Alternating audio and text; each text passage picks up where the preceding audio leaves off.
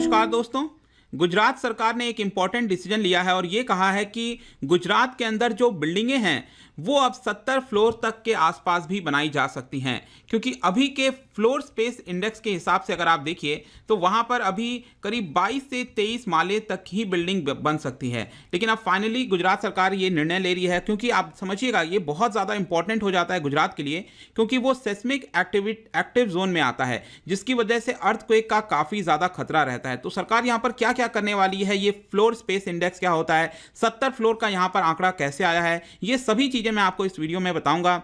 चलिए आगे बढ़ते हैं। मैं हूं अंकित अग्रवाल और अपडेट के लिए आप मुझे फॉलो कर सकते हैं इंस्टाग्राम, फेसबुक और ट्विटर पर। मेरे लेक्चर की हर पीडीएफ आपको फेसबुक पर तो मिलेगी ही, प्लस साथ में आप मेरा टेलीग्राम चैनल ज्वाइन कर सकते हैं by searching Ankit Agarwal official. और अगर आप यूपीएससी की तैयारी कर रहे हैं तो आपके लिए सुनहरा मौका है। स्टडी IQ लाया है आपके लिए स्मार्ट कोर्सेज, जिसके थ्रू आप अपनी प्रिपरेशन और भी ज़्यादा अच्छे तरीके से कर सकते हैं। जो जैसा कि आप न्यूज़ में देख सकते हो, Gujarat approves construction of high rises of over 70 floors in 5 cities. तो ये 5 शहर कौन से हैं जहां पर सरकार जो है ये अलाउ करने वाली है। तो गुजरात के अंदर आप देखोगे तो अहमदाबाद है, गांधीनगर है, सूरत है, राजकोट है और वडोदरा। इन 5 शहरों में ही ये परमिशन अलाउ की जा रही है, सबसे पहली चीज़। दूसरा, यहाँ पर सरकार ये कह रही है कि आप 100 मीटर या उससे भी ज़्यादा ऊंचाई की जो बिल्डिंगें हैं वो अब बना सकते हो आप। तो वहाँ पर एक पर्टिकुलर डिपार्टमेंट है, that is urban housing department. उन्होंने एक नोटिफिकेशन जारी करते हुए ये कहा है कि हम एक नया चैप्टर ऐड करेंगे अंडर दी CGDCR 2017। ये बेसिकली जो बिल्डिंग कोड होता है एक तरह का, वो यहाँ पर बताते हैं, that is comprehensive general development control regulation. तो यहाँ पर इसके थ्रू एक नया चैप्टर ऐड किया जाएगा और यहाँ पर ये जो परमिशन है 70 फ्लोर तक के बनाने की, वो यहाँ पर दी जाएगी। और इसके लिए गुजरात सरकार ने अभी पब्लिक सजेशन मांगा है और कोई भी ऑब्जेक्शन है तो आप 60 डेज में यहाँ पर सरकार को दे सकते हो। अभी मैं आपसे करंट हाइट रेस्ट्रिक्शंस की बात करूं तो आप देख सकते हैं कि जब कच्छ में अर्थक्वेक आया था तो 2001 के समय करीब 45 मीटर तक के हाइट की बिल्डिंगें बनाई जा सकती थीं।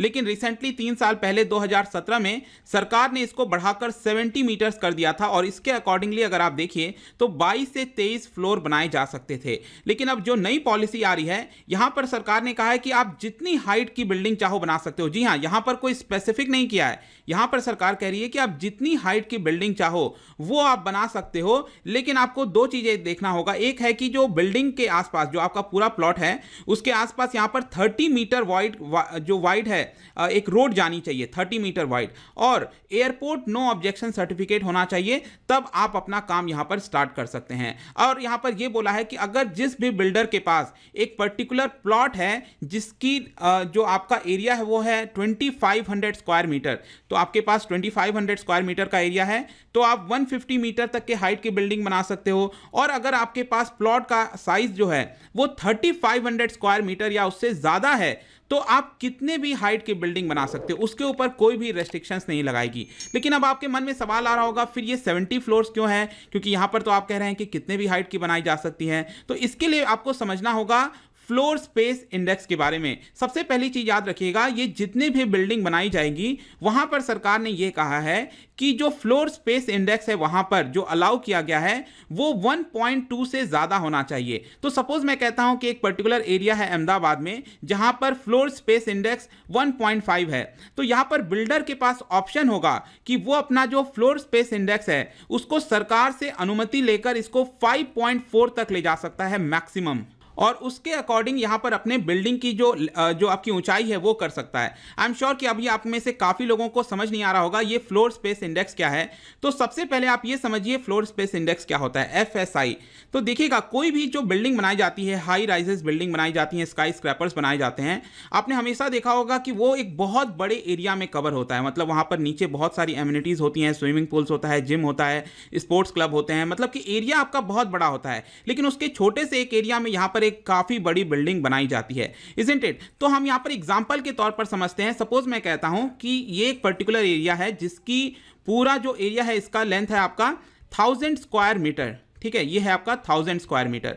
तो यहां पर जो बिल्डर है उसने ये डिसाइड किया कि हम 100 स्क्वायर मीटर के अंदर यहां पर बिल्डिंग बनाएंगे और बाकी जगह हम यहां पर एमिनिटीज के लिए छोड़ेंगे। तो सपोज मैं कहता हूं कि इस 100 स्क्वायर मीटर के अंदर बिल्डर ने 50 फ्लोर की बिल्डिंग बना दी, ठीक है, 50 फ्लोर की। तो अब आप बताइए मुझे कि ये जो पूरा फ्लोर है, पूरे बिल्डिंग का यहां पर एरिया कितना होगा। तो इसके लिए आपको क्या करना है, 100 स्क्वायर मीटर का यहां पर ये प्लॉट पे बनाया गया है बिल्डिंग, तो 100 इंटू कितने फ्लोर्स बनाए गए हैं, ये बनाए गए हैं 50 फ्लोर। तो जो टोटल एरिया है इस पूरे बिल्डिंग का वो हो जाएगा आपका 5000 स्क्वायर मीटर। ठीक है, आपका प्लॉट का एरिया कितना है, मैंने आपको स्टार्टिंग में बताया था 1000 स्क्वायर मीटर, लेकिन ये जो बिल्डिंग का पूरा एरिया है वो कितना है, 5000 स्क्वायर मीटर। तो यहां पर आपको क्या करना है, 5000 square metre divide by 1000 square metre, तो यहां पर आपका फ्लोर स्पेस इंडेक्स कितना निकल आएगा, ये निकल आएगा 5। तो आई एम श्योर कि अब आपको समझ में आ गया होगा कि ये फ्लोर स्पेस इंडेक्स क्या होता है। तो इसी को यहां पर अब सरकार कह रही है कि ये जो फ्लोर स्पेस इंडेक्स होता है इसको आप 5.4 तक ले जा सकते हो। तो जितना ज्यादा ये आपका फ्लोर स्पेस इंडेक्स होगा उतना ज्यादा आप अपना एरिया कवर सकते हो, उतने ज्यादा आप फ्लोर्स बना सकते हो। तो अब यहां पर आप एक और चीज ध्यान रखिएगा, मैंने आपको क्या बताया था कि जिन बिल्डर्स के पास 3500 स्क्वायर मीटर से ज्यादा के प्लॉट उनके पास हैं तो वो कितने भी हाइट के बना सकते हैं। अब हम इसको भी एक एग्जांपल से समझते हैं। फॉर एग्जांपल मैं कहता हूं किसी बिल्डर के पास 4000 स्क्वायर मीटर का एरिया है, प्लॉट है पूरा, ठीक है, और वहां पर फ्लोर स्पेस इंडेक्स है 2। तो यहां पर क्या हो जाएगा कि 4000 स्क्वायर मीटर के प्लॉट पर जो बिल्डर है वो क्या कर सकता है, यहां पर उसके पूरे बिल्डिंग का जो एरिया है वो कितना होगा, 4000 into 2 that is 8000 square metre. मतलब कि 4000 स्क्वायर मीटर के एरिया में, अपने पूरे प्लॉट के एरिया में वो अपने बिल्डिंग का पूरा एरिया कितना कवर कर सकता है, मैक्सिमम 8000 स्क्वायर मीटर। अब ये बिल्डर के ऊपर डिपेंड करता है कि वो 8000 स्क्वायर मीटर को किस तरह से बनाना चाहता है। तो यहां पर 8000 स्क्वायर मीटर को सपोज मैं कहता हूं कि हर एक फ्लोर को वो 2000 स्क्वायर मीटर लेना चाहता है, तो मैक्सिमम फ्लोर वो कितना बना सकेगा, 4 फ्लोर बना सकेगा। अगर मैं कहता हूं कि वो जो हर एक फ्लोर का साइज है वो 1000 स्क्वायर मीटर बनाना चाहता है, तो पूरे बिल्डिंग का यहां पर वो कितने फ्लोर बना सकता है, 8 फ्लोर बना सकता है, क्योंकि 8 इंटू 1000 दैट इज 8000 आएगा। अगर वो सिर्फ 4 फ्लोर बना सकता है तो पूरा एरिया वो 2000 स्क्वायर किलोमीटर कर सकता है, दैट इज 4 इंटू 2000। वैसे ही अगर मैं कहता हूं कि अगर उसको 16 फ्लोर बना रहे हैं तो उसको जो अपना एरिया है बिल्डिंग का वो रखना होगा 50 स्क्वायर मीटर का, तभी वो यहां पर 16 फ्लोर की बिल्डिंग बना सकता है। तो आई एम श्योर कि अब आप अच्छे से समझ गए होंगे कि ये 70 फ्लोर का आंकड़ा कैसे आया, क्योंकि सरकार ने यहां पर लिमिट लगा दी है कि जो फ्लोर स्पेस इंडेक्स है वो आपका 5.4 होगा। इसी के हिसाब से जब कैलकुलेट किया जाता है जो प्लॉट्स अवेलेबल हैं इन सिटीज के अंदर, उसके हिसाब से अंदाजा लगाया जा रहा है कि ये 70 फ्लोर के आसपास ये जो बिल्डिंग्स हैं अब अलाउ की जा सकती हैं।